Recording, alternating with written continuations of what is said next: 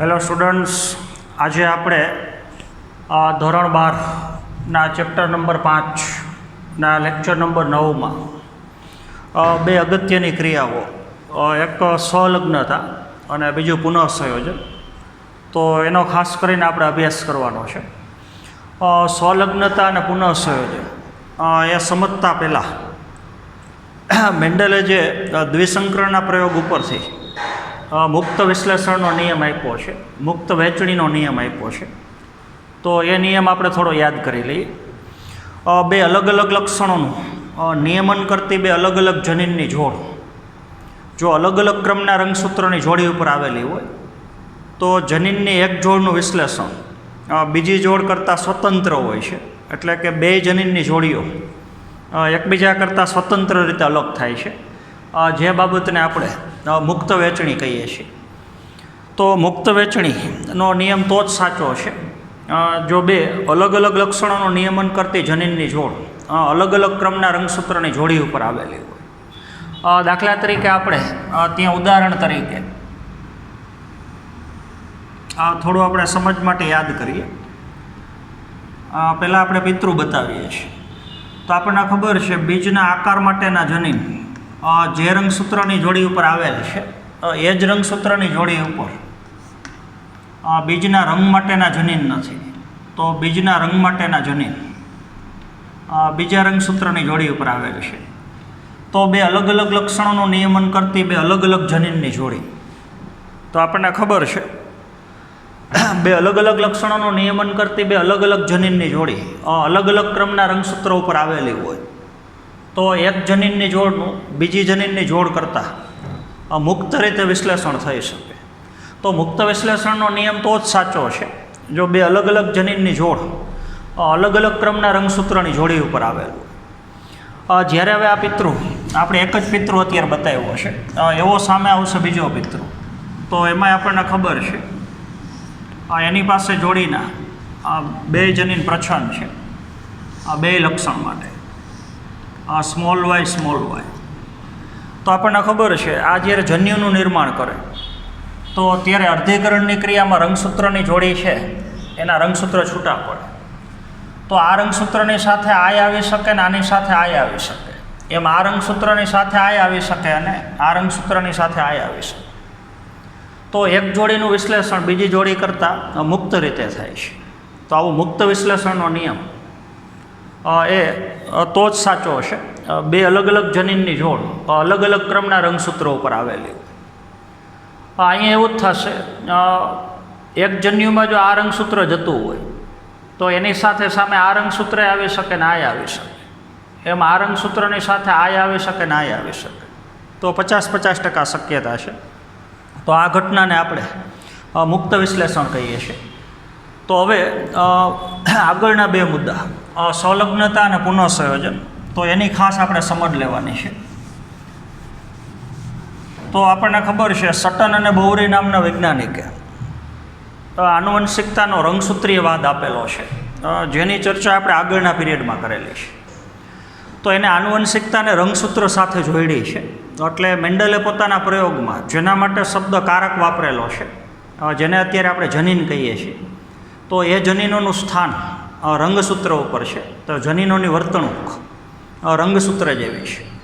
અર્ધીકરણની ક્રિયામાં, કોષ વિભાજનની ક્રિયામાં રંગસૂત્ર જે પ્રમાણે હલનચલન દર્શાવે છે, રંગસૂત્રની જોડી બને છે, રંગસૂત્રની જોડી વિખાય છે, તો એ જ ઘટના જનીનને લાગુ પડે છે, કારણ કે જનીનનું સ્થાન રંગસૂત્ર ઉપર છે. તો રંગસૂત્રીયવાદની પ્રાયોગિક સાબિતી મેન્ડલ અને મોર્ગન અને તેના સહકર્મીઓએ આપેલી છે.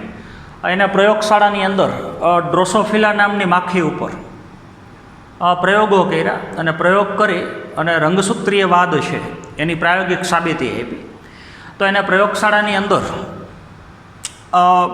રંગસૂત્રીયવાદ છે એની પ્રાયોગિક સાબિતી આપવા માટે ડ્રોસોફિલા શા માટે પસંદ કરી, તો એના માટેના ઘણા બધા કારણો છે. સૌથી પહેલાં તો ડ્રોસોફિલા મેલેનોગેસ્ટર એ માખીનું આયુષ્ય લગભગ 15 દિવસનું છે, એટલે 2 અઠવાડિયાની અંદર પોતાનું જીવનચક્ર પૂરું કરે છે. તો એનો જીવનચક્રનો જે સમયગાળો છે ટૂંકો છે, તો જન્મ પછી તરત જ અમુક સમયમાં માખી પરિપક્વ બની જાય છે, એટલે આગળની પેઢીમાં પ્રજનન માટે એ માખીનો આપણે ફરી પાછો ઉપયોગ કરી શકીએ.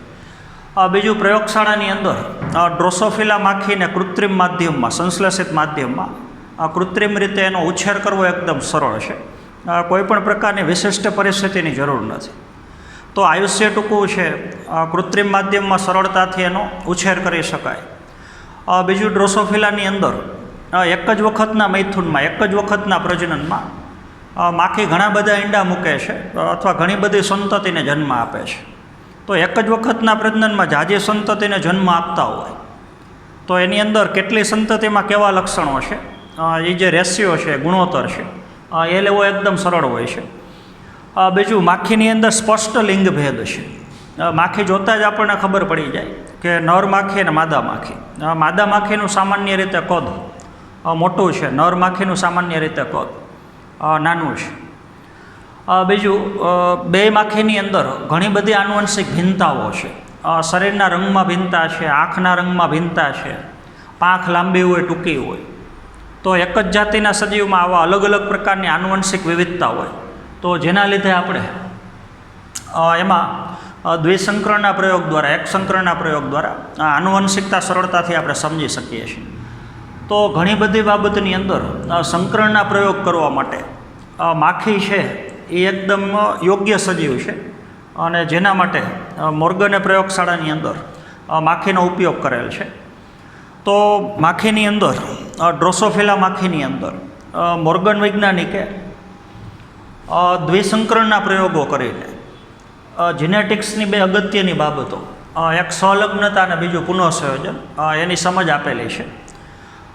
સંલગ્નતાની સૌથી પહેલી સમજ બેટ્સન અને પ્યુનેટ નામના વૈજ્ઞાનિકે આપેલી છે, પણ એ સંલગ્નતાને પૂરેપૂરી સાબિત ન કરી શક્યા. વટાણાની એક જાત લેથાયરસ ઓડ્રોટસ, તો એની ઉપર બેટ્સન અને પ્યુનેટે દ્વિસંકરણના પ્રયોગો કર્યા. તો એને ખ્યાલ આવ્યો કે જે F2 પેઢીનું જે પરિણામ છે એ મેન્ડલના પરિણામ પ્રમાણે મળતું નથી. તો મેન્ડલના પરિણામ પ્રમાણે F2 પેઢીનું પરિણામ ન મળ્યું, 9:3:3:1. તો એ દર્શાવે છે કે એમાં મુક્ત વહેંચણી જોવા મળતી નથી, પણ એના કરતાં વિરુદ્ધ ક્રિયા, સંલગ્નતા જોવા મળે છે. તો એ સંલગ્નતા ખરેખર બહુ ઊંડાણપૂર્વકની એ મોર્ગને સમજાવેલ છે. તો સૌથી પહેલાં તો સંલગ્નતા એટલે શું એ આપણે સમજવાનું છે. આપણે ઉદાહરણ તરીકે લઈએ છીએ.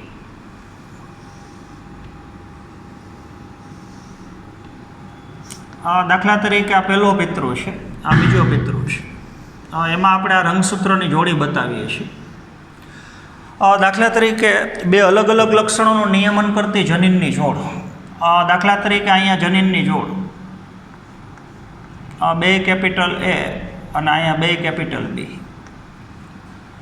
અહીંયા small a, small b, small b. આપણે થોડુંક સમજ માટે ચેન્જ કરીએ. દાખલા તરીકે કેપિટલ A, સ્મોલ a, અહીંયા કેપિટલ B, સ્મોલ b. દાખલા તરીકે આ સજીવ બે લક્ષણમાં વિષમયુગ્મી છે, જેથી કરીને તમે સરળતાથી સમજી શકો. તો હવે કેપિટલ A, સ્મોલ a, આ જનીનની જોડ એક લક્ષણનું નિયમન કરે છે. કેપિટલ B, સ્મોલ b એ એક બીજા લક્ષણનું નિયમન કરે છે.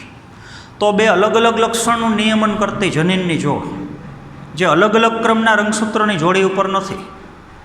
મેન્ડલે જે દ્વિસંકરણનો પ્રયોગ કરેલો છે એમાં બીજના રંગ માટેના અને બીજના આકાર માટેની જે જનીનની બે જોડ છે એ અલગ અલગ ક્રમના રંગસૂત્રની જોડી ઉપર આવેલ છે. તો ત્યાં આપણને ખબર છે 7મો ક્રમ અને પહેલો ક્રમ છે. અહીંયા આપણે ઉદાહરણ તરીકે એવું લીધું છે કે બે અલગ અલગ જનીનની જોડ એ એક જ ક્રમના રંગસૂત્રની જોડી ઉપર આવેલ છે. તો હવે આ સજીવ જ્યારે જન્યુનું નિર્માણ કરશે તો જે 4 જન્યુ બનશે અર્ધીકરણની ક્રિયા દ્વારા, તો આપણને ખબર છે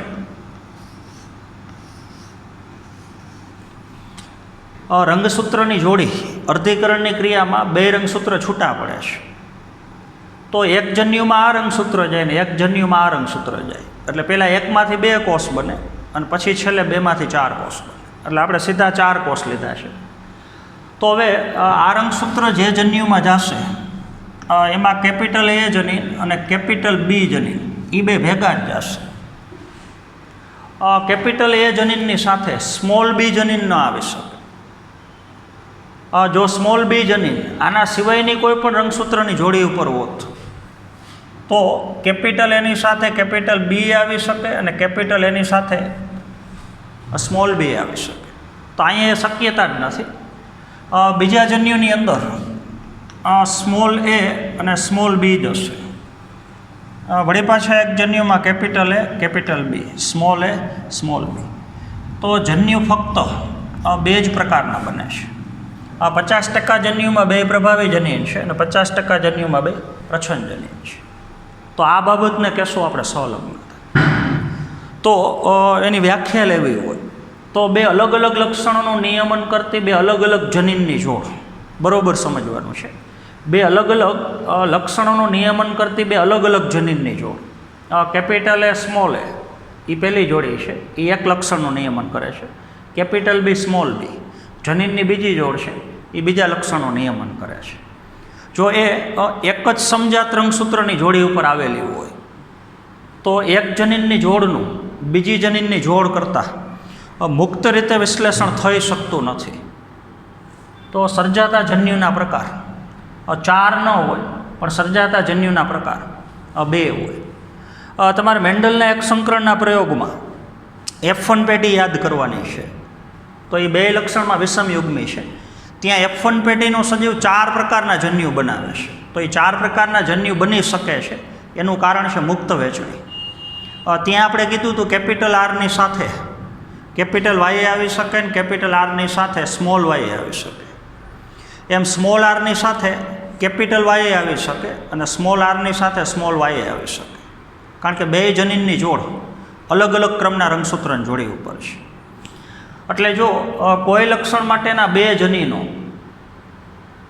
એ એક જ રંગસૂત્ર ઉપર આવેલા હોય તો આ બે આ બે જનીનો એકબીજાથી ક્યારેય છૂટા ન પડે, એ સંલગ્ન એકબીજા જોડાયેલા રહે, એ બાબતને કહી શકો સંલગ્નતા. તો અહીંયા જન્યુ નિર્માણ વખતે જન્યુ ફક્ત બે પ્રકારના જ બને છે. 50% જન્યુની અંદર પ્રભાવી જનીન છે બે અને 50% જન્યુમાં પ્રચ્છન્ન જનીન છે.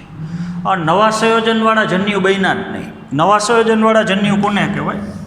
તો કેપિટલ એ હોય અને ભેગું સ્મોલ બી હોય, એમ સ્મોલ એ હોય અને ભેગું કેપિટલ બી હોય. તો આવું નવા સંયોજનવાળા જન્યુ બનતા જ નથી બનતા. એનું કારણ બે જનીનની જોડ એક જ ક્રમના રંગસૂત્રની જોડી ઉપર છે.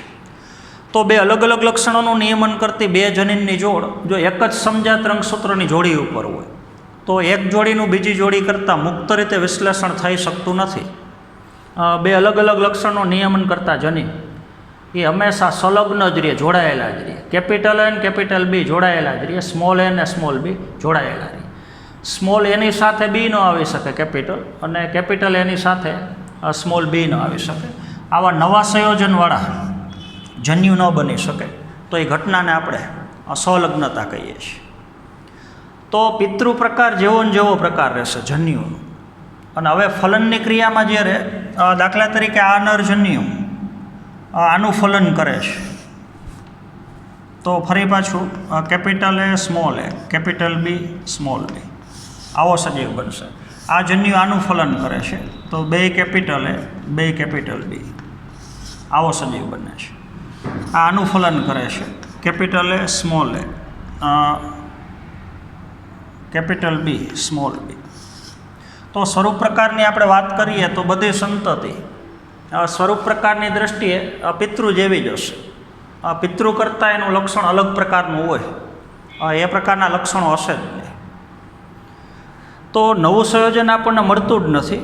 પિતૃ જેવા જેવા સ્વરૂપ પ્રકાર આપણને મળે છે. તો એ બાબત સંલગ્નતા બતાવે છે. મુક્ત વહેંચણીની અંદર આપણને ખબર છે આપણને F2 પેઢીનું પરિણામ 9:3:3:1 મળ્યું. તો એના માટેનું કારણ એમાં વચ્ચેની 6 સંતતિ યાદ કરો.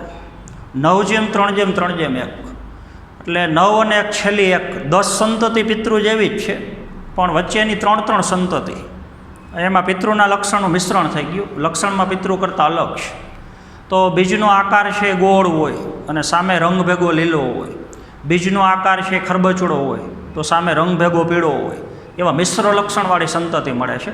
એના માટેનું કારણ મુક્ત વહેંચણી છે. તો હવે તમે સમજી ગયા હશો કે સંલગ્નતા એટલે શું.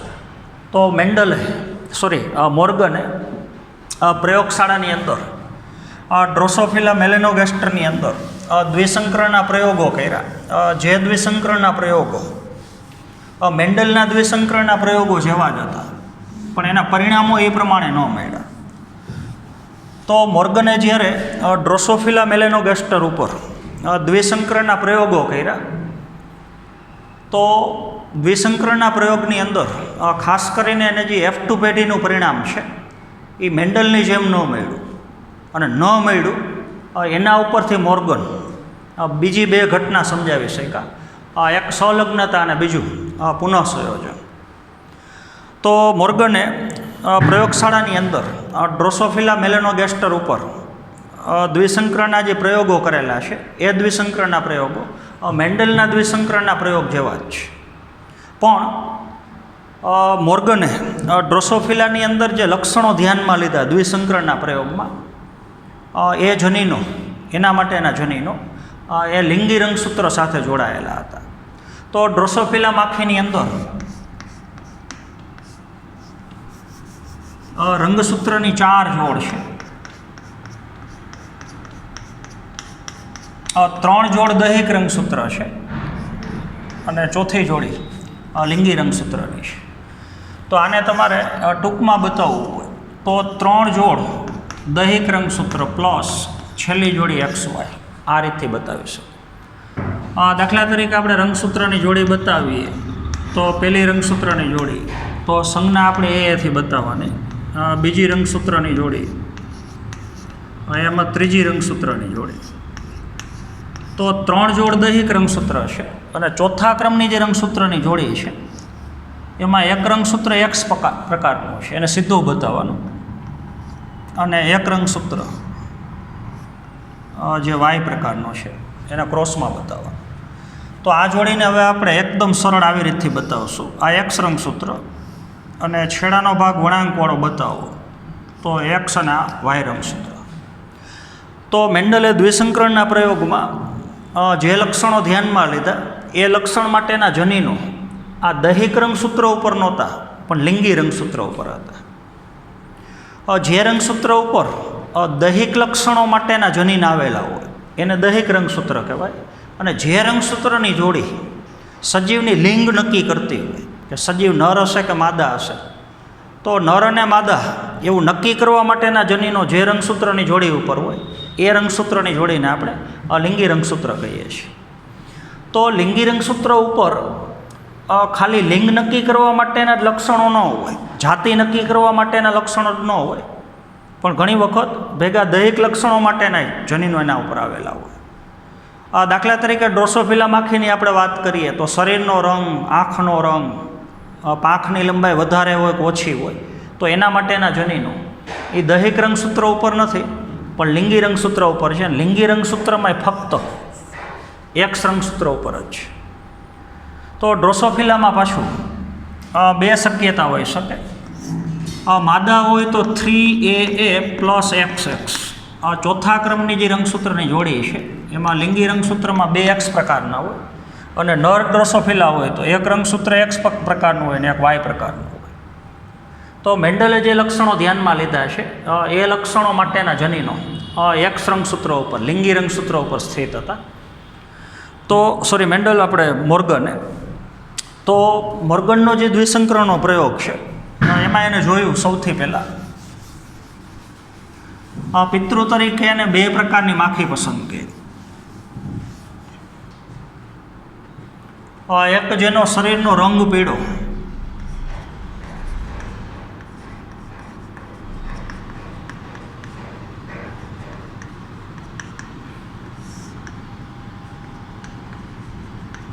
અને આંખનો રંગ સફેદ, આવી જે માખી છે એક એ પસંદ કરી માદા માખી તરીકે. બીજું, એક એવી માખી પિતૃ તરીકે પસંદ કરી. શરીરનો રંગ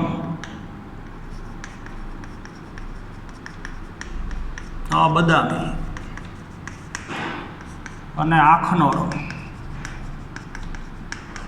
લાલ. બીજી માખી આવી પસંદ કરી. તો એને જોયું કે શરીરનો પીળો રંગ અને આંખનો રંગ સફેદ. પહેલો પિતૃ એને માદા તરીકે લીધો, અને જે માખીનો શરીરનો રંગ બદામી હોય ને આંખનો રંગ લાલ હોય એ સજીવને એને નર તરીકે લીધો. તો આવી બે માખીને એને પિતૃ તરીકે પસંદ કરી. તો શરીરનો પીળો રંગ અને આંખનો સફેદ રંગ, આ બે લક્ષણ માટેની જનીનની બે જોડ એ એક્સ રંગસૂત્ર ઉપર જ હતી. તો આપણે માદા માખીના બે એક્સ રંગસૂત્ર બતાવીએ. માદા માખીની અંદર લિંગી રંગસૂત્રની સંખ્યા 2 હોય, અને હવે આપણે એના માટેના જનીન નક્કી કરીએ. તો શરીરનો પીળો રંગ, તો એના માટે વાય હોય. તો જે રંગસૂત્રની જોડી ઉપર શરીરના રંગ માટેના જનીન હતા એ જ રંગસૂત્રની જોડી ઉપર બે રંગસૂત્ર એક્સ પ્રકારના છે. આંખના સફેદ રંગ માટેના જનીન હતા, તો એની સંજ્ઞા આપણે ડબલ્યુ બતાવી. તો એક પિતૃ આવો લીધો. નર તરીકે જે સજીવ લીધો, તો આપણને ખબર છે નરમાં એક્સ રંગસૂત્ર એક જ હોય, એક રંગસૂત્ર વાય પ્રકારનું હોય. તો વાય રંગસૂત્ર ઉપર આ બે લક્ષણ માટેના જનીન હોય જ નહીં, તો ફક્ત જનીન એક્સ રંગસૂત્ર ઉપર જ હોય. તો એમાં શરીરનો રંગ બદામી, તો આપણે સંજ્ઞા સ્મોલમાં બતાવીએ સમજ માટે, અને અહીંયા સ્મોલ ડબલ્યુ. આંખનો રંગ લાલ. તો આવી માખી વચ્ચે એને દ્વિસંકરણનો પ્રયોગ કર્યો. તો જે માખીના શરીરનો રંગ પીળો હોય અને આંખનો રંગ સફેદ હોય એવી માખી છે ને માદા તરીકે લીધી, અને જે માખીના શરીરનો રંગ બદામી હોય ને આંખનો રંગ લાલ હોય એવી માખી એને નર તરીકે લીધી. તો બે વચ્ચે એને પ્રજનન પ્રેર્યું. તો હવે તમે સમજી શકો અર્ધીકરણની ક્રિયામાં જે જન્યુ બનશે, તો આમાં જન્યુ બનશે એક જ પ્રકારનું, અને આમાં જન્યુ બે પ્રકારના બનશે. અડધા જન્યુમાં એક્સ રંગસૂત્ર હોય ને અડધા જન્યુમાં વાય. તો પછી એની વચ્ચે ફલન કરાયું. તો F1 પેઢીની અંદર જે સંતતિ ઉત્પન્ન થાય પિતૃ વચ્ચે ફલન કરાવવાથી, મેન્ડલનો દ્વિસંકરણના પ્રયોગની જેમ જ સમજવાનું છે, આપણે બતાવતા નથી. તો પિતૃ વચ્ચે પરફલન પ્રેરવાથી F1 સંતતિ ઉત્પન્ન થઈ. તો એ જે F1 સંતતિની અંદર નર અને માદા માખી પાછી ઉત્પન્ન થઈ. F1 સંતતિમાં એક નર અને એક માદા, એની વચ્ચે પાછું પરફલન પ્રેરાયું. તો જે સંતતિ ઉત્પન્ન થઈ એને આપણે F2 પેઢી કહીએ છીએ. તો ત્યાં મેન્ડલે જોયું કે F2 પેઢીની અંદર મેન્ડલે કરેલો દ્વિસંકરણનો પ્રયોગ, મોર્ગને કરેલો એ મેન્ડલના દ્વિસંકરણના પ્રયોગ જેવો જ છે. તો આપણને ખબર છે મેન્ડલના દ્વિસંકરણના પ્રયોગમાં F2 પેઢીનું પરિણામ મળ્યું 9:3:3:1. તો મોર્ગનને F2 પેઢીની અંદર આ પ્રકારનું પરિણામ ન મળ્યું, પરિણામ એના કરતાં ભિન્ન હતું. તો ત્યાં મોર્ગને જોયું કે મેન્ડલના દ્વિસંકરણના પ્રયોગ પ્રમાણે F2 પેઢીની અંદર રેશિયો મળતો નથી. પરિણામ આવું અપેક્ષિત હતું F2 પેઢીની અંદર. જો F2 પેઢીની અંદર અપેક્ષિત પરિણામ મળ્યું હોય તો અપેક્ષા પ્રમાણે, તો ઓલી મુક્ત વહેંચણી હોત. કારણ કે મેન્ડલે જે દ્વિસંકરણના પ્રયોગમાં લક્ષણોની જે બે આખી જોડી છે ધ્યાનમાં લીધી, જનીનોની બે જોડી ધ્યાનમાં લીધી, એ જનીનો અલગ અલગ ક્રમના રંગસૂત્રની જોડી ઉપર હતા. તો ત્યાં મુક્ત વહેંચણી થતી હતી, અને મુક્ત વહેંચણી થતી હોય તો F1 પેઢીનો સજીવ તમને ખબર છે 4 પ્રકારના જન્યુ બનાવે. તો 4 પ્રકારના નરજન્યુ બીજા 4 પ્રકારના માદાજન્યુનું ફલન કરે તો 16 સંતતિ બને. તો 16માં પ્રમાણ હોય 9:3:3:1. જો આવું પરિણામ મળે F2 પેઢીનું તો સમજવાનું મુક્ત વહેંચણી જોવા મળે છે, અને મુક્ત વહેંચણી જોવા મળતી હોય તો સમજવાનું બે જનીનોની જોડી અલગ અલગ ક્રમના રંગસૂત્રની જોડી ઉપર છે. તો મોર્ગને જે બે લક્ષણો ધ્યાનમાં લીધા એ બે લક્ષણ માટેની જનીનની જોડી કેપિટલ વાય, કેપિટલ W એ એક જ રંગસૂત્રની જોડી ઉપર હતા. અને એક જ રંગસૂત્રની જોડી ઉપર હતા તો એને F2 પેઢીનું પરિણામ મેન્ડલના પરિણામ પ્રમાણે ન મળ્યું, અપેક્ષા પ્રમાણે ન મળ્યું. તો મેન્ડલને F2 પેઢીનું પરિણામ 9:3:3:1 ન મળ્યું, આપણે મોર્ગનને. એના ઉપરથી મોર્ગને આ બે બાબતોની શક્યતા વર્ણવી. એક શક્યતા છે સંલગ્નતા અને બીજું છે આ પુનઃસંયોજન. તો મોર્ગને જોયું કે F2 પેટીની અંદર બરાબર સમજવાનું છે. F2 પેટીની અંદર જેટલી સંતતિઓ એનું જનીન બંધારણ એનો સ્વરૂપ પ્રકાર પિતૃ જેવો છે. એટલે કે પિતૃ સંયોજન જેવું જ સંયોજન જોવા મળે છે. એ ઘટનાને એને સંલગ્નતા કહેતી. તો એના ઉપરથી એને સંલગ્નતા સમજાવી કે જ્યારે બે અલગ અલગ લક્ષણોનું નિયમન કરતી જનીનની બે અલગ અલગ જોડી એક જ ક્રમના રંગસૂત્રની જોડી ઉપર આવેલી હોય તો બે જનીનની જોડનું એકબીજાથી મુક્ત રીતે વિશ્લેષણ થઈ શકતું નથી. દાખલા તરીકે આપણે અહીં F1 પેટીનો સજીવ બતાવીએ તો આપણને ખબર છે આમાં જન્યુ બે પ્રકારના બને. એક જન્યુ આવો બને ને એક આવો, પણ બે જન્યુની અંદર જનીન બંધારણ સરખું આમાં એ જ રીતથી થશે. અડધા જન્યુની અંદર X રંગસૂત્ર, અડધામાં Y રંગસૂત્ર. ફલનની ક્રિયા થાય, દાખલા તરીકે આ આનું ફલન કરે તો ફરી પાછું જે રંગસૂત્રની જોડી છે એમાં કેપિટલ Y સ્મોલ Y એમ કેપિટલ W અને સ્મોલ W. તો આ થઈ ગયું F1 પેટીનો સજીવ. F1 પેટીનો એક સજીવ. F1 પેટીનો પાછો બીજો આવો સજીવ લ્યો, એની વચ્ચે જો તમે પરફલન પ્રેરો તો હવે આમાં F1 પેટીનો સજીવ જ્યારે જન્યુ બનાવે તો એ જન્યુ બનવા જોઈએ ખરેખર 4 પ્રકાર, પણ જન્યુ 4 પ્રકારના બનતા નથી બનતા. એનું કારણ 50% જન્યુમાં કેપિટલ Y અને કેપિટલ W આવશે અને 50% જન્યુમાં સ્મોલ y અને સ્મોલ W આવે. કેપિટલ Y ભેગું સ્મોલ W નો આવી શકે ને સ્મોલ y ભેગું કેપિટલ W નો આવી શકે. તો F1 પેટીનો સજીવ આપણે જોયું મેન્ડલના સંકરણના પ્રયોગમાં 4 પ્રકારના જન્યુ બનાવે, પણ મોર્ગને જે લક્ષણ ધ્યાનમાં લઈ અને દ્વિસંકરણનો પ્રયોગ કર્યો તેમાં ડ્રોસોફિલા માખી F1 પેટીનો સજીવ એ ફક્ત 2 જ પ્રકારના જન્યુ બનાવે છે. તો નવા સંયોજનવાળા જન્યુ બન્યા જ નહીં. તો એ દર્શાવે છે કે એક જનીન બીજા જનીન સાથે એક જ રંગસૂત્ર ઉપર સંલગ્ન છે. તો એક જ રંગસૂત્ર ઉપર બે જે અલગ અલગ જનીનોનું ભૌતિક સંયોજન છે એના ઉપરનું જે ભૌતિક જોડાણ છે, આ બે જનીન ક્યારેય છૂટા પડતા નથી. એ બાબતને એને સંલગ્નતા કહેતી. સહલગ્નતા, સ એટલે સાથે, બે જનીન એક જ રંગસૂત્ર ઉપર સાથે જોડાયેલા છે કારણ કે બેયનું સ્થાન એક જ રંગસૂત્ર ઉપર છે. પણ જો અલગ અલગ જનીન અલગ અલગ ક્રમના રંગસૂત્રની જોડી ઉપર હોય તો બે જનીન સંલગ્ન ન હોય, એની વચ્ચે મુક્ત વહેંચણી થઈ શકે. તો ખાસ આપણે યાદ રાખવાનું છે કે બે અલગ અલગ લક્ષણોનું નિયમન કરતાં બે અલગ અલગ જનીન જો એક જ રંગસૂત્ર ઉપર આવેલા હોય તો બે જનીનો મોટા ભાગે એક જ રંગસૂત્ર ઉપર ભૌતિક જોડાણ, ભૌતિક સંયોજન દર્શાવે છે. એ બે જનીન ક્યારેય મોટા ભાગે અલગ ન પડે, તો એ ઘટનાને આપણે સંલગ્નતા કહીએ છીએ. પણ મેન્ડલે જોયું કે બે અલગ અલગ લક્ષણોનું નિયમન કરતી બે અલગ અલગ જનીનની જોડ બરાબર સમજવાનું છે.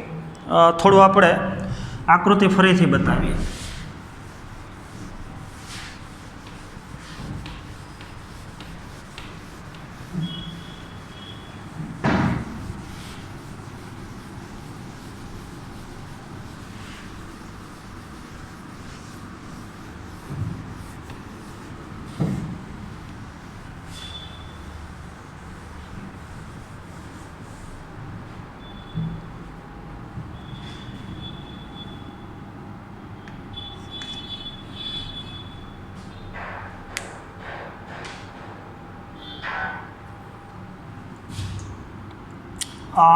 થોડું આપણે ફરીથી લઈએ છીએ. હવે આપણે અગત્યનો મુદ્દો સમજવાનો છે, એક સંલગ્નતા અને એક પુનઃસંયોજન બરાબર સમજવાનો છે. આપણે ઉદાહરણ તરીકે લઈએ છીએ. દાખલા તરીકે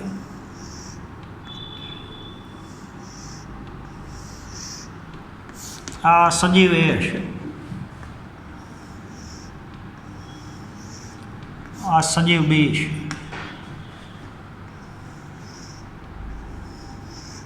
અને આ સજીવ સી છે. એક જ સરખી આપણે સંજ્ઞા લઈએ છીએ. દાખલા તરીકે જનીનની બે જુઓ, કેપિટલ એ અને capital B, small A, small B, એમ capital A, small B, capital A, capital B, small B, આવી જનીન બંધારણમાં શક્યતાઓ હોય છે. દાખલા તરીકે 3 સજીવ વિષમ યુગ્મી છે, આપણે એવું લઈએ તો અહીંયા આપણે જોઈએ કે કેપિટલ એ અને small A, capital B, small બી. એવી જ રીતથી કેપિટલ એ, આ F1 પેટીને આપણે સજીવ બતાવીએ છીએ, small A, capital B, small B, capital A, small A, capital B, small B. તો 3 સજીવ આપણે બતાવ્યા છે અને 3 સજીવ બે લક્ષણમાં વિષમ યુગ્મી છે. દાખલા તરીકે 3 અલગ અલગ જાતિના સજીવો છે. આ ઘટના બરોબર સમજવાની છે. 3 શબ્દો વચ્ચેનો આપણે તફાવત લઈએ છીએ. મુક્ત વહેંચણી એટલે શું, સ્વલગ્નતા એટલે શું અને પુનઃસંયોજન એટલે શું. પહેલો સજીવ એવો છે, એની પાસે બે લક્ષણ માટેની જે બે જનીનની જોડ છે, કેપિટલ એ, સ્મોલ એ પહેલી જોડી છે, કેપિટલ બી, સ્મોલ બી બીજી જોડી છે. તો બે અલગ અલગ લક્ષણોનું નિયમન કરતી બે અલગ અલગ જનીનની જોડ એ અલગ અલગ ક્રમના રંગસૂત્રની જોડી ઉપર છે. તો આ સજીવ જ્યારે હવે જન્યુ બનાવે તો જન્યુ 4 પ્રકારના બને. આની સાથે ભેગું આ રંગસૂત્ર આવી શકે, એટલે કેપિટલ એ, કેપિટલ બી, એક જન્યુ આવો બની શકે. કેપિટલ એની સાથે સ્મોલ બી આવી શકે, કારણ કે રંગસૂત્રની જોડી જ અલગ છે. એમ કેપિટલ બીની સાથે પાછું આપણે ક્રમ એને રાખીએ, કેપિટલ એની સાથે કેપિટલ બી આવી શકે, કેપિટલ એની સાથે સ્મોલ બી આવી શકે, એમ સ્મોલ એની સાથે કેપિટલ બી આવી શકે, એમ સ્મોલ એની સાથે સ્મોલ બી આવી શકે. તો આને 4 પ્રકારના જન્યુ બનાવ્યું, 4 પ્રકારના. આ સજીવમાં બે અલગ અલગ લક્ષણોનું નિયમન કરતી બે અલગ અલગ જનીનની જોડ એ એક જ ક્રમના રંગસૂત્રની જોડી ઉપર આવેલી છે.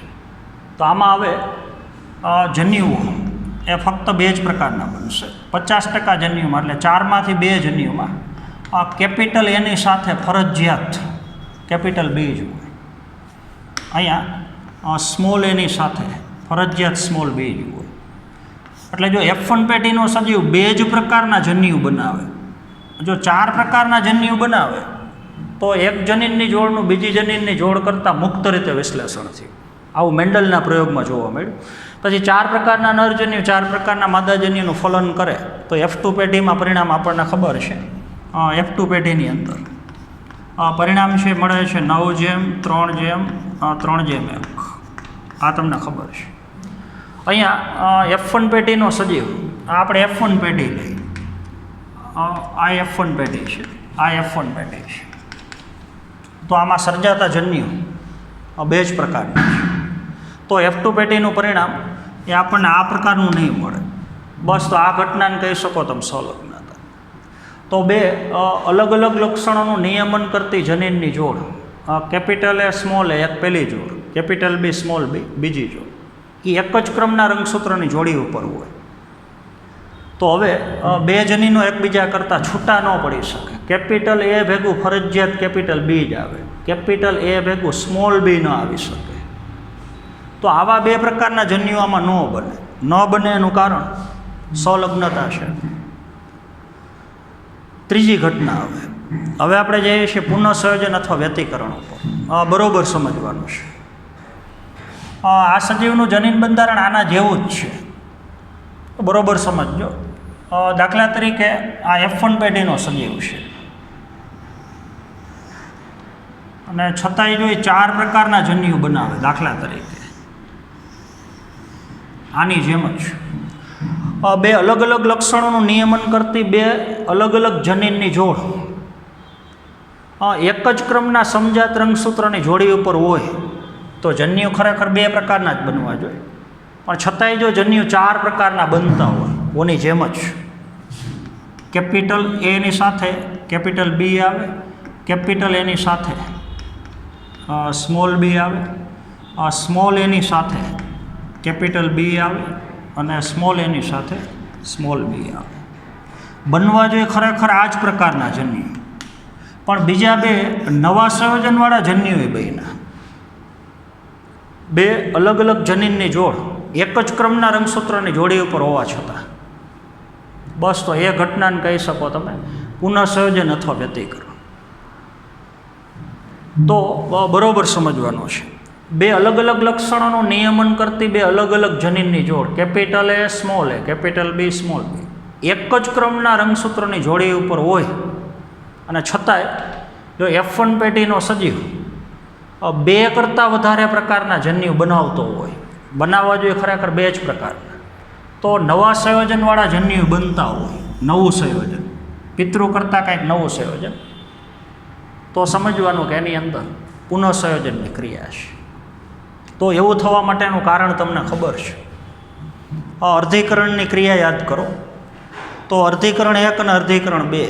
તો અર્ધીકરણ 1ની અંદર જ્યારે ઓલા સમજાત રંગસૂત્ર, આ સમજાત રંગસૂત્ર છે, તો એની થોડીક આપણે ક્રિયા બતાવીએ સમજ માટે. જન્યુ શા માટે 4 પ્રકારના બને છે?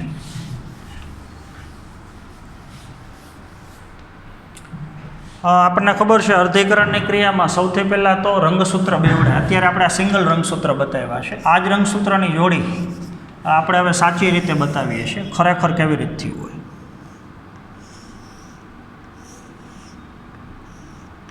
આ રંગસૂત્રની જોડી છે અને એની ઉપર કેપિટલ એ સ્મોલ એ, અહીંયા કેપિટલ બી સ્મોલ બી. તો સૌથી પહેલાં તો એસ તબક્કામાં બે રંગસૂત્ર બેવડાય. હવેની ક્રિયા બરાબર સમજવાની છે.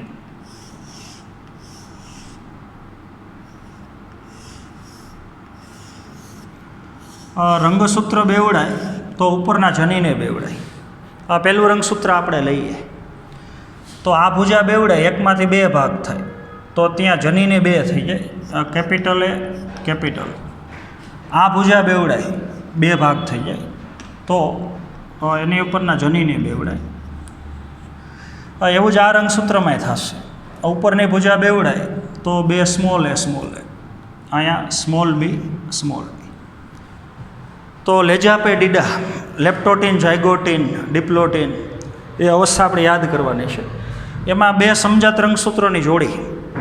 આ પ્રશ્ન પ્રોપર સમજવા માટે અર્ધીકરણ પ્રકારનું આખું વિભાજન અને સમવિભાજન પ્રકારનું વિભાજન 11માં એ ચેપ્ટર આખું પહેલાં વાંચી અને બહુ સારી રીતે પહેલાં યાદ કરવાનું છે, પછી આખો પ્રશ્ન તમારે જોવાનો છે. તો હવે આપણને ખબર છે બે સમજાત રંગસૂત્રની જોડી, એની અંદરની રંગસૂત્રિકા વચ્ચે ઓલું વ્યતિકરણ થાય, ત્યાં જનીનોની અદલા બદલી થાય. દાખલા તરીકે આની વચ્ચે જનીનોની અદલા બદલી થાય, બરાબર સમજવાનું છે. અહીંયા ચોકડી પડે તો પ્રચ્છન્ન જનીન એ અહીંયા જતું રહેશે અને પ્રભાવી જનીન અહીંયા જતું રહેશે, તો ચેન્જ થઈ જાય અંદરની રંગસૂત્રિકામાં. વ્યતિકરણ થયા પછી આપણે લખીએ. અહીં જે પ્રચ્છન્ન જનીન હતું એ અહીંયા આવી ગયું અને પ્રભાવી જનીન એ અહીંયા આવી ગયું. તો હવે તમારે યાદ કરવાનું છે ભાજનોત્તરા અવસ્થા 2, બરાબર સમજવાનું છે. ત્યારે ઓલું સેન્ટ્રોમિયરનું વિભાજન થાય. તો હવે એક જ રંગસૂત્રની બે રંગસૂત્રિકા છૂટી પડે એટલે 2માંથી 4 કોષ બને. તો આપણને ખબર છે એક કોષમાં આવું આવશે, કેપિટલ એ કેપિટલ બી. એક કોષની અંદર સ્મોલ એ કેપિટલ બી, એક કોષની અંદર કેપિટલ એ સ્મોલ બી અને એક કોષની અંદર સ્મોલ એ સ્મોલ બી. બસ આવું થયું એના માટેનું કારણ વ્યતિકરણ. તો વ્યતિકરણની ક્રિયાએ સંલગ્નતાની અંદર અવરોધ ઉત્પન્ન કર્યો. તો 3 ઘટના, બે અલગ અલગ જનીનનું સ્થાન અલગ અલગ ક્રમના રંગસૂત્રની જોડી ઉપર હોય તો મુક્ત વહેંચણી જોવા મળે. તો F2 પેઢીનું પરિણામ 9:3:3:1 જોવા મળે. બે અલગ અલગ લક્ષણોનું નિયમન કરતી બે અલગ અલગ જનીનની જોડ એ એક જ ક્રમના રંગસૂત્રની જોડી ઉપર હોય તો આપણને F2 પેઢીની અંદર આવું પરિણામ ન મળે 9:3:3:1, તો એ ઘટના સંલગ્નતા છે. તો બે અલગ અલગ જનીનો એક જ રંગસૂત્ર ઉપર ભૌતિક જોડાણ ધરાવે છે, ભૌતિક રીતે સંયોજન ધરાવે છે. બે જનીનો ક્યારેય છૂટા ન પડે, અહીંયા છૂટા પડ્યા. એક જ ક્રમના રંગસૂત્રની જોડી ઉપર જનીનની બે જોડ હોય અને બે જોડ જો એકબીજાથી મુક્ત વિશ્લેષણ પામી શકતી હોય તો સમજવાનું કે એમાં પુનઃસંયોજન થયું, વ્યતિકરણ થયું. તો વ્યતિકરણ થાય અથવા ન પણ થાય.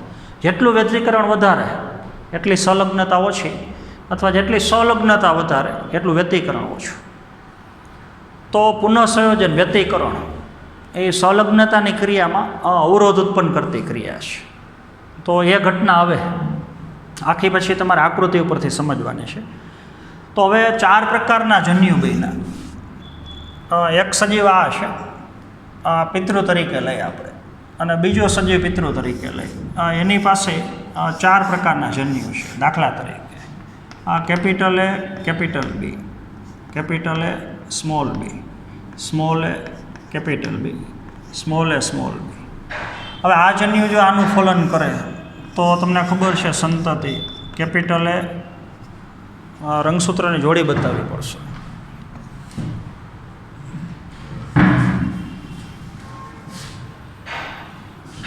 આપણે એક બતાવી પછી આખું તમારે સમજી લેવાનું છે. એક નર જન્યુ ને એક માદા જન્યુ, એટલે ફરી પાછી રંગસૂત્રની જોડી બને, કારણ કે યુગ્મન 2n બને. તો બે ઉપર કેપિટલ A અને બે ઉપર કેપિટલ B, એક સજીવ આવો બને. તો આ જે સજીવ બન્યો એ પિતૃ જેવો જ છે, તો એ સંલગ્નતા છે. એટલે પિતૃ સંયોજન જેવું સંયોજન જળવાઈ રહે સંતતિનું F2 પેઢીની અંદર. એટલે F2 પેઢીના જેટલા સજીવો પિતૃ જેવું જનીન બંધારણ ધરાવતા હોય, એના જેવો સ્વરૂપ પ્રકાર દર્શાવતા હોય, તો પિતૃ સંયોજન એમને જળવાઈ રહેતું હોય, તો આવો પિતૃ છે. આ પિતૃ જેવા આના લક્ષણ રહેશે, કારણ કે ઓછામાં ઓછું એક કેપિટલ A અને એક કેપિટલ B એ તો હાજર છે.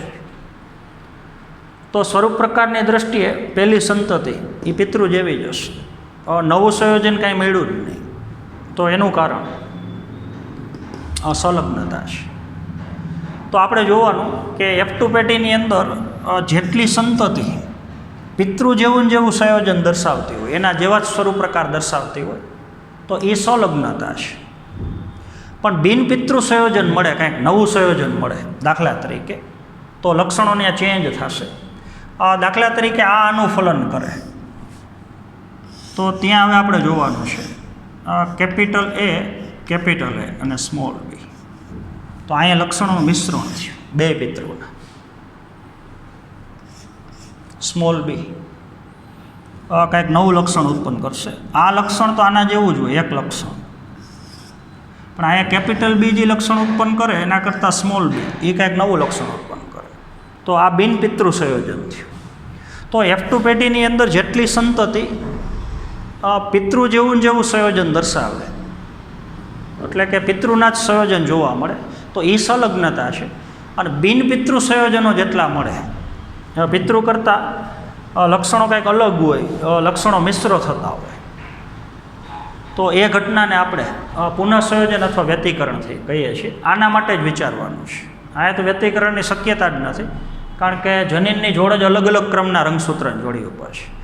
તો બે અલગ અલગ લક્ષણોનું નિયમન કરતી બે જનીનની જોડ એ સમજાત રંગસૂત્ર ઉપર આવેલી હોય, અને જો F2 પેઢીની બધી સંતતિ એમાં કાંઈ નવું સંયોજન હોય જ નહીં, પિતૃ જેવા જ લક્ષણ હોય, તો 100% સંપૂર્ણ સંલગ્નતા છે. પણ સંતતિ F2 પેઢીની પિતૃ જેવી હોય અને બિનપિતૃવાળી હોય, તો જેટલી સંતતિ પિતૃ જેવી છે એમાં સંલગ્નતા જળવાળી જન્યુની અંદર. કેપિટલ B ભેગું કેપિટલ A જ આવે, સ્મોલ a ભેગું સ્મોલ b જ આવે. અહીંયા જન્યુમાં જ પિતૃ કરતાં કાંઈક જનીન બંધારણ અલગ હોય એવા જન્યુ બન્યા. એ જન્યુ જો ફલનમાં ભાગ લે તો સંતતિ બિનપિતૃત્વવાળા પિતૃ કરતાં કાંઈક અલગ પ્રકારના સંયોજન દર્શાવે છે.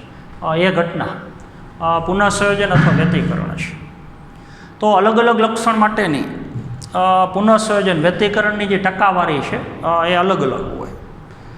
તો હવે પુનઃસંયોજન કેટલા પ્રમાણમાં થશે એ અંતર ઉપરથી આપણે સમજી શકીએ. તો એ થોડુંક આપણે મુદ્દો લઈએ.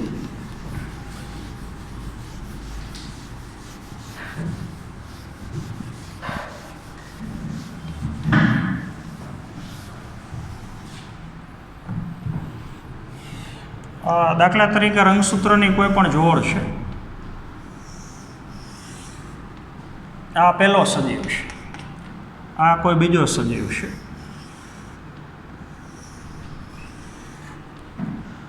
બરોબર સમજવાનું છે. દાખલા તરીકે શરીરના રંગ માટેનું જનીન વાય છે અને આંખના રંગ માટેનું જનીન એ ડબલ્યુ છે. તો વાય અને ડબલ્યુ. બીજું આપણે લઈએ આંખના રંગ માટેનું જનીન ડબલ્યુ છે અને પાંખની લંબાઈ માટેનું દાખલા તરીકે જનીન એ એમ જનીન છે. આપણે સમજ માટે લઈએ છીએ. આ બે અલગ અલગ સજીવ છે. તો આ સજીવમાં હવે એક જ રંગસૂત્ર ઉપર આવેલા, બરોબર સમજવાનું છે, એક જ રંગસૂત્ર ઉપર આવેલા બે જનીન વચ્ચેનું અંતર ઓછું હોય. બે જનીન નજીક નજીક ગોઠવાયેલા હોય. એક જ રંગસૂત્ર પર હરોળમાં ઘણા બધા જનીન હોય. તો હવે આપણે જોવાનું કે સંકરણના પ્રયોગમાં જે બે લક્ષણ ધ્યાનમાં લીધા એના માટેના બે જનીન એની વચ્ચેનું અંતર ઓછું હોય. જેમ અંતર ઓછું એમ વ્યતિકરણ થવાની સંભાવના ઓછી. તો સંલગ્નતાની ટકાવારી ઊંચી હોય. તો જે જન્યુ બનશે એમાંથી અમુક જન્યુમાં જ કંઈક નવું સંયોજન હોય, કારણ કે બે જનીન વચ્ચેનું અંતર ઓછું છે. એટલે બે જનીનો રંગસૂત્રો ઉપર નજીક નજીક ગોઠવાયેલા હોય, બેની વચ્ચેનું અંતર ઓછું હોય. તો સંલગ્નતા પુનઃસંયોજન બેની ટકાવારી, તો એમાં સંલગ્નતાની શક્યતા વધારે હોય. તો પિતૃ જેવા જ લક્ષણ ધરાવતી સંતતિ વધારે ઉત્પન્ન થાય અને બિનપિતૃત્વવાળી સંતતિ ઓછી હોય, એટલે કે પુનઃસંયોજન ઓછું હોય. પણ બે અલગ અલગ લક્ષણોનું નિયમન કરતા જનીનો એ એક જ રંગસૂત્ર ઉપર ઢીલા ગોઠવાયેલા હોય, ઢીલી રીતે, એટલે કે બે વચ્ચેનું અંતર વધારે હોય. અહીંયા બે જનીન વચ્ચેનું અંતર વધારે છે અને અહીંયા બે જનીન વચ્ચેનું અંતર ઓછું છે. અંતર ઓછું હોય તો વ્યતિકરણ ઓછું થાય ને સંલગ્નતાની ટકાવારી ઓછી હોય. તો F2 પેટીની અંદર પિતૃત્વ સંયોજનવાળી સંતતિ વધારે હોય, બિનપિતૃત્વ સંયોજનવાળી સંતતિ ઓછી હોય. એક જ રંગસૂત્ર ઉપર આવેલા બે જનીન વચ્ચેનું અંતર વધારે હોય તો જે F2 પેટીમાં સંતતિ બનશે એમાં બિનપિતૃત્વવાળી સંતતિ એ થોડી વધારે હોય. એની અંદર પુનઃસંયોજન વ્યતિકરણની શક્યતા વધારે હોય. બેયનો સરવાળો હંમેશા 100 થાય. આપણે અહીંયા એમ કહીએ કે પહેલી ઘટનામાં 1.3% સંતતિ એ બિનપિતૃત્વવાળી છે, એ 1.3%. અને એવું લઈએ કે 98.7% સંતતિ એ પિતૃત્વ લક્ષણવાળી છે. તો અહીંયા અંતર ઓછું છે એટલે બિનપિતૃત્વ વ્યતિકરણની શક્યતા ફક્ત થઈ 1.3% અને સંલગ્નતાની શક્યતા 98.7%. તો બે અલગ અલગ જનીનની જોડ એ એક જ ક્રમના રંગસૂત્રની જોડી ઉપર હોય તો એની વચ્ચે વ્યતિકરણની ટકાવારી કેટલી હોય એ શક્યતા અંતર ઉપરથી નક્કી થાય. એને સેન્ટીમોર્ગનનો એકમ કહેવાય. મોર્ગનના વિદ્યાર્થી આલ્ફ્રેડ સ્ટર્ટિવેન્ટ એને એવું અનુમાન કર્યું કે બે જનીન વચ્ચેનું રંગસૂત્ર ઉપર આવેલા બે જનીન વચ્ચેનું અંતર એ માપવા માટેનો એકમ જે સેન્ટીમોર્ગન એકમ છે. તો બે જનીન વચ્ચેનું અંતર દાખલા તરીકે 1 million base pair, 10 lakh base pair, જનીનમાં બેઝની પેર હોય સામે સામે નાઇટ્રોજન બેઝ. તો 1 મિલિયન એટલે 10 લાખ બેઝ પેર જ્યાં અંતર થાય એટલા અંતરને આપણે 1 સેન્ટીમોર્ગન કહીએ છીએ. બસ તો એ જ વ્યતિકરણ છે. જો બે જનીન વચ્ચેનું અંતર 1 સેન્ટીમોર્ગન હોય તો વ્યતિકરણની શક્યતા 1% છે.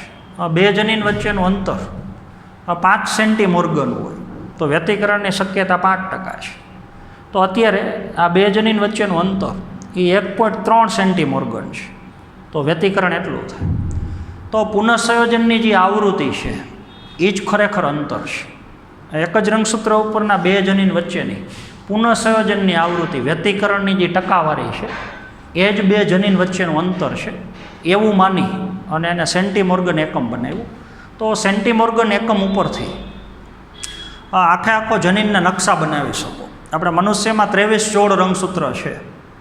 તો પહેલા ક્રમના રંગસૂત્ર ઉપર કેટલા જનીન છે, કયા ક્રમમાં ગોઠવાયેલા છે, બીજા ક્રમની રંગસૂત્રની જોડી ઉપર કેટલા જનીન છે, કયા ક્રમમાં ગોઠવાયેલા છે.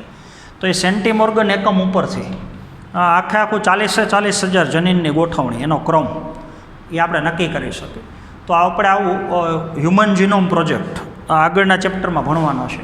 તો હ્યુમન જીનોમ પ્રોજેક્ટની અંદર આપણે જે જનીનના નકશા બનાવ્યા છે, કયા ક્રમના રંગસૂત્રો ઉપર કેટલા જનીન છે, એનો ક્રમ કયો છે, બે જનીન વચ્ચેનું અંતર કેટલું છે, એ જનીનિક નકશાઓ એ આને આપેલા નિયમ ઉપરથી આપણે બનાવ્યા છે. તો હવે તમારા ટેક્સ્ટ બુકની અંદર વ્યતિકરણ અથવા પુનઃસંયોજન સમજવા માટે પાછળના પેજમાં ઊભા બે મોટા ચાર્ટ આપેલા છે. તો એની સમજ હવે આપણે આવતા પિરિયડમાં પાછી થોડીક લેશું. તો આજના પિરિયડમાં તમે બે મુદ્દાઓ બહુ ક્લિયર રીતે સમજી ગયા હશો, સંલગ્નતા એટલે શું અને પુનઃસંયોજન. તો હજી એક વખત તમને યાદ કરાવી દો. બે અલગ અલગ જનીનની જોડ અલગ અલગ ક્રમના રંગસૂત્રોની જોડી ઉપર હોય તો એક જનીનની જોડ બીજી જનીનની જોડ કરતાં મુક્ત રીતે વિશ્લેષણ, મુક્ત વહેંચણી પામી શકે.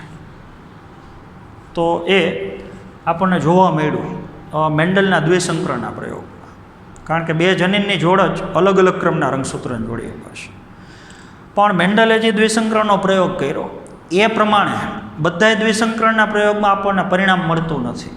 તો એનું કારણ છે, જો બે અલગ અલગ જનીનની જોડ એક જ ક્રમના રંગસૂત્રની જોડી ઉપર આવેલી હોય તો એક લક્ષણ માટેની જનીન બીજા લક્ષણ માટેના જનીન કરતાં મુક્ત રીતે છૂટા ન પડી શકે. કેપિટલ એ ભેગું ફરજિયાત કેપિટલ બી જ જાય, કેપિટલ એ ભેગું સ્મોલ બી ન આવી શકે. તો એ ઘટના સંલગ્નતા છે. તો સંતતિના લક્ષણ પિતૃ જેવા જળવાય.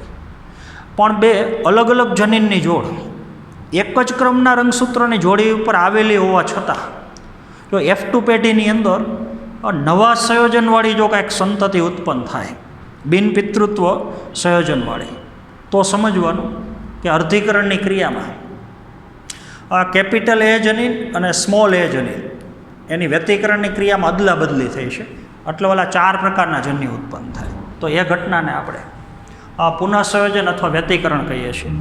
તો ટેક્સ્ટ બુકની અંદર હવે જે તમને ચાર્ટ આપેલા છે એ ચાર્ટ એવી રીતથી આપેલા છે કે વ્યતિકરણની ટકાવારી ઓછી હોઈ શકે અને વધારે હોઈ શકે. બે ચાર્ટ તમને આપ્યા છે એ અને બી. એમાં એ ચાર્ટની અંદર જે ઉદાહરણ તમને સમજાવ્યું છે એક વખત તમારીથી જોજો. તો એમાં એક જ રંગસૂત્ર ઉપર વાય અને ડબલ્યુ જનીન બતાવ્યા છે, એની વચ્ચેનું અંતર ઓછું છે. તો એમાં વ્યતિકરણની ટકાવારી આટલી છે અને સંલગ્નતાની ટકાવારી ઊંચી છે. પછી જે બીજું ઉદાહરણ તમને સમજાવ્યું છે ડબલ્યુ અને સ્મોલ એમ વાળું, તો એમાં બે જનીન વચ્ચેનું અંતર વધારે છે તો વ્યતિકરણની ટકાવારી જે તમને 37.2 બતાવી છે અને સામે સંલગ્નતાની ટકાવારી એટલી ઓછી છે. તો જેમ બે જનીન વચ્ચેનું અંતર વધારે એમ વ્યતિકરણની શક્યતા વધારે, અને બે જનીન વચ્ચેનું અંતર ઓછું એમ વ્યતિકરણની શક્યતા ઓછી. તો એ ચાર્ટની આપણે થોડી આવતા પિરિયડમાં હું ડ્રો કરીને તમને સમજાવીશ. પણ તમારા ટેક્સ્ટ બુક પ્રમાણે પહેલાં પોતાની રીતથી આખું સમજવા માટે ટ્રાય કરવાની છે. તો એમાં ખાસ તમારે બે પિતૃ, પછી ઉત્પન્ન થયેલી F1 સંતતિ અને એના પરફલનથી ઉત્પન્ન થયેલી જે F2 પેઢી છે, કે F2 પેઢીમાં 8 સજીવ બતાવ્યા છે, એ તમારે ખાસ જોવાના છે. તો એમાંથી 4 સજીવ પિતૃ જેવા છે અને 4 સજીવ પિતૃ કરતાં અલગ છે, લક્ષણોનું મિશ્રણ છે. તો પિતૃ જેવા સજીવ છે એ સંલગ્નતા છે, પિતૃ કરતાં જનીન બંધારણ અલગ છે, એ પુનઃસંયોજન છે. તો એ ચાર્ટની સમજ આપણે આવતા પિરિયડમાં થોડીક લેશું. આમાં જો આપણે સમજવા જશું તો પિરિયડ આપણો બહુ મોટો થઈ જશે, કંટાળાજનક થઈ જશે. એટલે એટલું આપણે થોડું સમજવાનું બાકી રાખીએ છીએ. તો આજના પિરિયડમાં આપણે અહીંયા સુધી રાખશું. Thank you.